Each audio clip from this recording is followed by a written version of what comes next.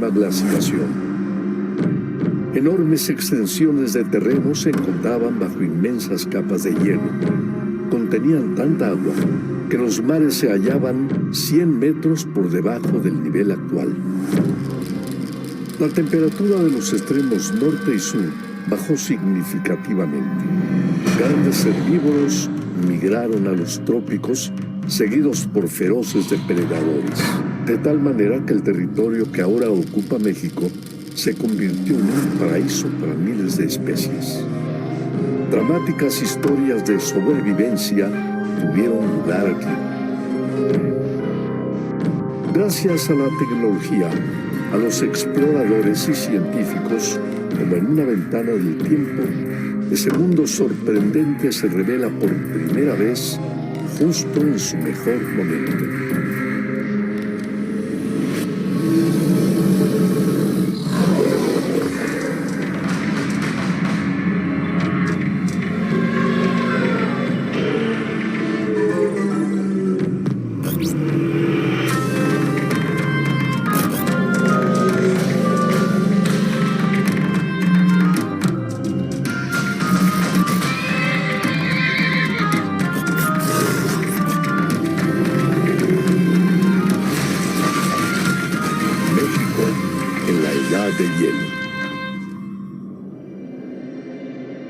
Se conoce como Pleistoceno o Edad de Hielo al último periodo geológico caracterizado por extensas glaciaciones a nivel mundial.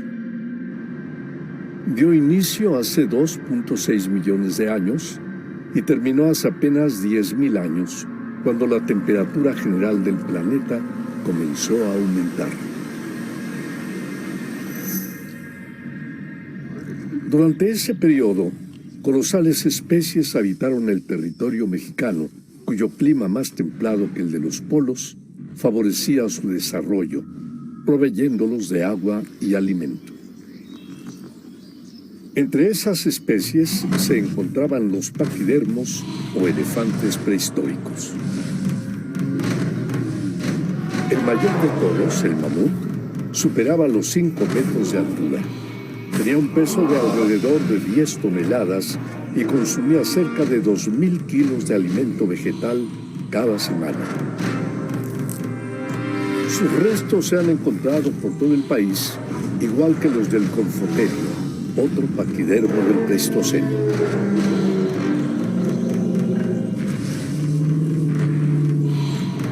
De menor tamaño que el mamut, el Confoterio habitaba regularmente las zonas templadas y cálidas. Tenía colmillos con terminación en forma de pala que le permitían excavar en la tierra.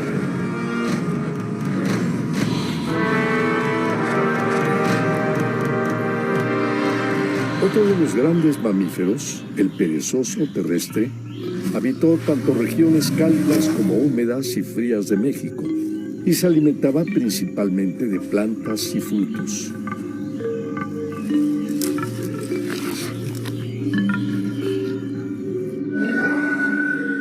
El perezoso probablemente tuvo que enfrentarse al dientes de sable, cuya principal característica eran 2 enormes colmillos que sobresalían de su hocico como dagas. Podía abrir sus fauces más de 90 grados para enterrar sus poderosos dientes a sus presas, entre las que también se encontraban los caballos prehistóricos.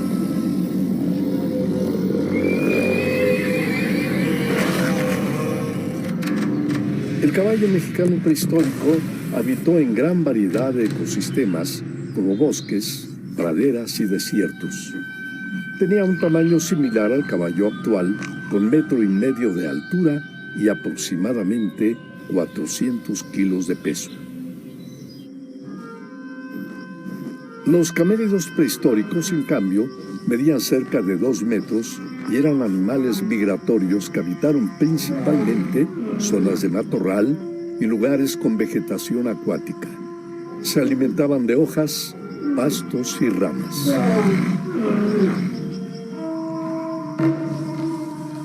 Uno de sus depredadores fue el león americano, posiblemente el felino más grande de todas las épocas. Habitó diversos ecosistemas del territorio mexicano, siempre cercanos a cuerpos de agua, donde acechaba a sus presas.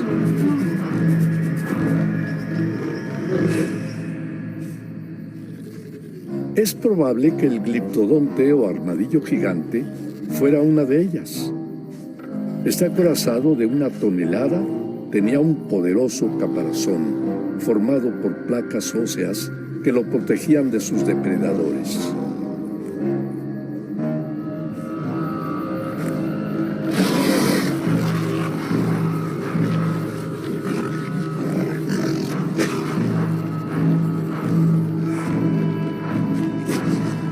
Sus restos se han recuperado sobre todo en la zona central de México.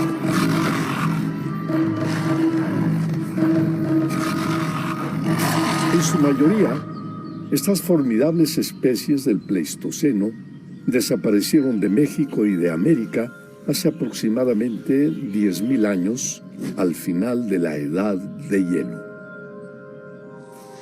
Entre ellas estuvo también el bisonte. La mayoría de los registros fósiles de bisontes prehistóricos en México se han encontrado en el norte y en la parte central del territorio, mientras que en el sur han sido muy escasos. Principalmente se han recuperado restos de las especies de bisonte latifrons, anticus y bisón bisón.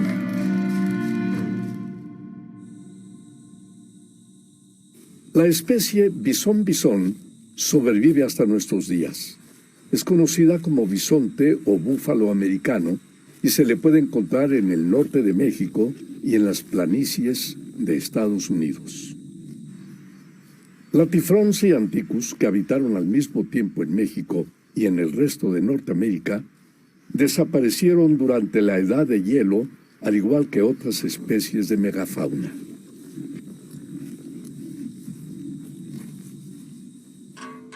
El bisonte latifrons era un enorme herbívoro de 2.3 metros de altura, 4.75 metros de largo y un peso de 1.750 kilogramos. Su masa corporal es entre 25 y 50% mayor que la del bisonte actual. Su cornamenta de entre 1.4 y 2 metros de largo le servía como protección contra depredadores como el león americano. Habitaba zonas cercanas a ríos y lagos, bosques de pino y roble, de cuyas ramas se alimentaba, al igual que de arbustos.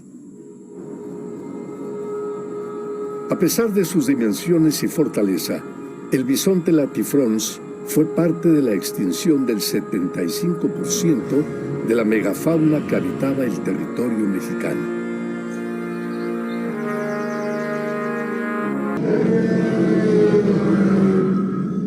La megafauna que habitó el territorio mexicano durante el Pleistoceno se extinguió en su mayoría hace 10.000 años aproximadamente. Las causas de la extinción masiva de la megafauna del Pleistoceno son hasta la actualidad un enigma ampliamente discutido por los científicos que han propuesto 4 hipótesis para intentar explicarla. Las extinciones operan de una manera general y extinguen a muchas especies, como el caso de lo que sucedió en el Pérmico, donde prácticamente el 97% de las especies se extinguieron, o el 65% de las especies durante el Cretácico Terciario, cuando los dinosaurios desaparecen. Pero hay casos como la extinción del Pleistoceno, que acaba con el 75 prácticamente por ciento de la vida de mamíferos grandes que habitaban en México y que actuó de una manera mucho más local. Una de las grandes interrogantes cuando estudiamos el final de la Era del Hielo es por qué se extinguió la megafauna, por qué se extinguieron la mayor parte de los grandes animales que ocupaban los continentes en aquella época, animales que habían sido exitosos durante miles de años. Los científicos plantean 4 posibles respuestas que intentan explicar la desaparición de la megafauna de la Edad de Hielo. La primera involucra cambios climáticos experimentados al final del Pleistoceno. Alrededor de esta hipótesis existen dos perspectivas importantes. Decía que la primera idea, lo que nos da un poco cuenta, o lo que se especula, es que las especies se empezaron a extinguir no en el frío, sino se empezaron a extinguir en los climas cálidos, porque la vegetación que empieza a surgir cuando hay condiciones más de mayor calor, de mayor humedad, etcétera, etcétera, estas especies no estaban adaptadas para ello. Y la otra, que es realmente que este masazo, por llamarlo así, climático, de una disminución tan grande, hace que desaparezca la vegetación a la que están adaptados, sobre todo los herbívoros, y nosotros sabemos que si los herbívoros desaparecen, los carnívoros dependen directamente de ellos. Anteriormente, se creía que el calentamiento global al final del Pleistoceno había sido constante, pero estudios recientes muestran que la temperatura de la Tierra regresó a un periodo de glaciación hace aproximadamente 10.000 años. Algunos científicos creen que la temperatura disminuyó con tal rapidez y a tal grado que originó la desaparición de los grandes mamíferos. Sea por exceso de frío o de calor, la hipótesis propone que los cambios que presentó el clima a nivel global a final del Pleistoceno modificaron las características de los ecosistemas que habitaba la megafauna, que no pudo adaptarse con suficiente velocidad al entorno y pereció. Algunos científicos, sin embargo, ponen en tela de juicio la hipótesis del cambio climático. El problema del cambio climático es que en realidad muchas especies sobrevivieron miles de años después del cambio climático, ¿sí? Y solo después desaparecieron. Los críticos de esta hipótesis argumentan que hubo poca diferencia entre el último enfriamiento del Pleistoceno y las glaciaciones que ocurrieron millones de años antes, a las cuales sobrevivió la megafauna. Cuestionan también que un cambio climático de la magnitud planteada debió afectar a todas las especies y no solo a las de gran tamaño. Es por eso que existen otras hipótesis, como la que se refiere a la cacería de megafauna llevada a cabo por seres humanos.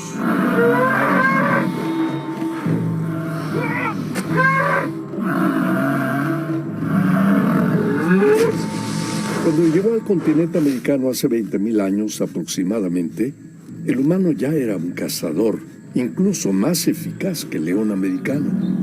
Ambos fueron ávidos depredadores del bisonte, entre muchas otras especies de megafauna.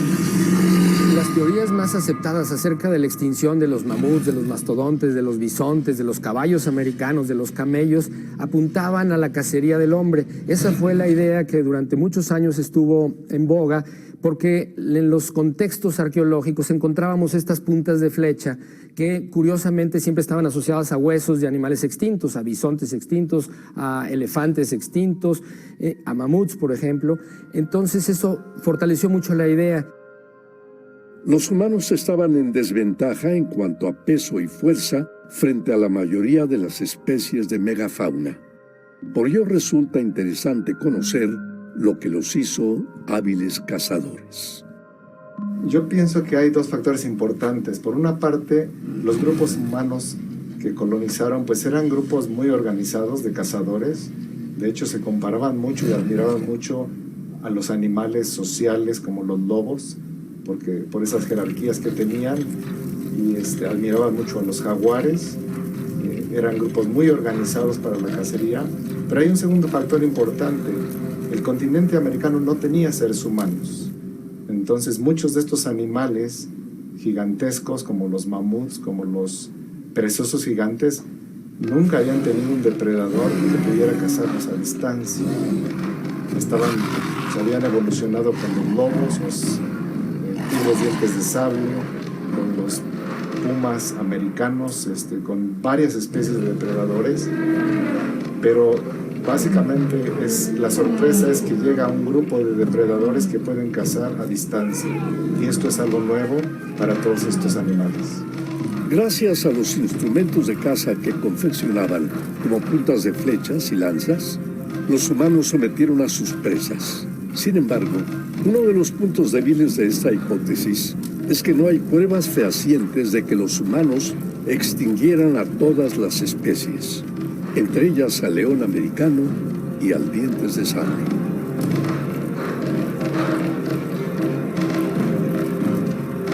En el otro extremo, los animales que sí cazaban los seres humanos, por ejemplo, en el sur, en la Patagonia, el animal más cazado era el guanaco, y sin embargo sobrevivió, y los perezosos que no eran cazados se extinguieron. En los últimos 20 años, han surgido nuevas hipótesis para explicar la extinción de la megafauna. Una que habla de grandes epidemias y otra de un cuerpo celeste que impactó o rozó la Tierra. Al tratar de explicar las causas de la extinción que acabó con la megafauna de la Edad de Hielo, los científicos han propuesto en los últimos años dos nuevas hipótesis que intentan resolver esta interrogante. La primera de ellas sugiere que una enfermedad mortal se habría propagado por todo el continente americano y aniquilado a grandes mamíferos. Aquí hay una discusión importante si sobrehubo una o dos oleadas de humanos a nuestro continente, pero lo más probable y lo más seguro es que oleadas o de animales o de personas que llegaron alrededor del año 10.000 hayan traído bacterias y virus que no se conocían en América, por lo que no hubo una defensa natural. Lo mismo que pasó cuando los españoles trajeron las fiebres o las pestes y que diezmaron a las poblaciones prehispánicas. La hipótesis formula que el agente patógeno letal se transmitió a través de parásitos que llegaron al continente americano en animales que acompañaban a los seres humanos. El virus o bacteria en cuestión debía reunir ciertas características como matar rápidamente, afectar a poblaciones de todas las edades e infectar a un gran número de especies diferentes sin dañar al ser humano. A pesar de que se conocen enfermedades con dichos rasgos, como el moquillo canino y la peste bovina, la hipótesis carece de evidencia, pues los científicos no han logrado identificar ni aislar en los fósiles de la megafauna a un patógeno específico capaz de provocar una epidemia letal de semejante magnitud. Por ejemplo, el bisonte americano no fue afectado por dicha epidemia. La hipótesis más reciente plantea un evento cósmico de impacto. Existen evidencias del impacto, tanto en Estados Unidos como en otros países, incluyendo México. Se han encontrado con la misma antigüedad pequeñas capas que indican que hubo este impacto, ¿sí? Microesférulas y cuarzos de impacto, que son evidencias de un asteroide. El cuarzo de impacto se forma únicamente en presencia de liberaciones de energía muy grandes, como las explosiones nucleares. Su presencia en capas de sedimentos de la Tierra podría ser prueba de la colisión de un cuerpo celeste.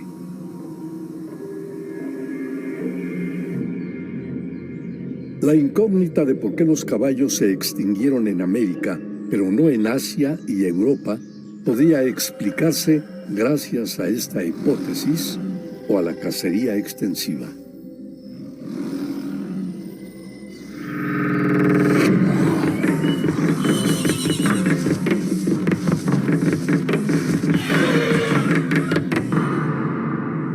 Los registros fósiles muestran que antes de desaparecer del continente americano, los caballos habían cruzado ya por el estrecho de Bering rumbo a Europa y Asia.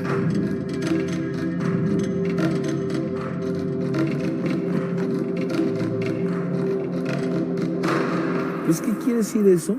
Que probablemente el impacto no fue un impacto que llegara, digamos, perpendicularmente a la Tierra, sino que fue tan oblicuo el paso de este bólido que lo que produjo nada más fue una onda de choque, y que la onda de choque que se produjo fue lo suficientemente grande para haber causado una especie de mega incendio.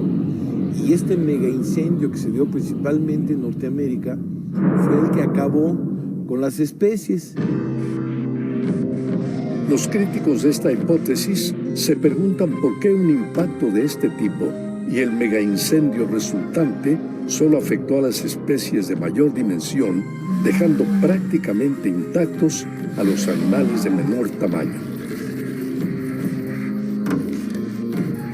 A pesar de sus esfuerzos, los científicos partidarios de la colisión del cuerpo celeste no han podido explicarlo.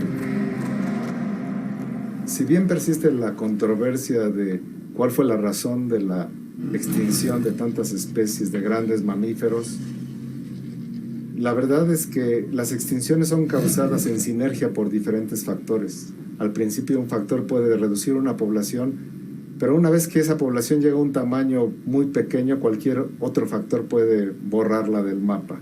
Todas las especies tenemos una vida útil después de la cual vamos a extinguirnos. Ninguna especie que ha habitado el planeta ha sido la misma durante lo largo de la historia. Siempre hay que dejarle oportunidad a los que vienen, y esto es importante porque lo que se extingue para siempre. Nunca la evolución regresa a los seres. No vamos a volver a ver a los dientes de sable, ni a los gonfoterios, ni a los mamuts, porque simplemente lo que viene siempre es más complejo. Actualmente, las 4 hipótesis sobre las causas de la extinción de la megafauna buscan entender lo que ocurrió al final del Pleistoceno. Los científicos continúan con las investigaciones y sus hallazgos nos acercan al conocimiento de los grandes animales de México en la Edad de Hielo.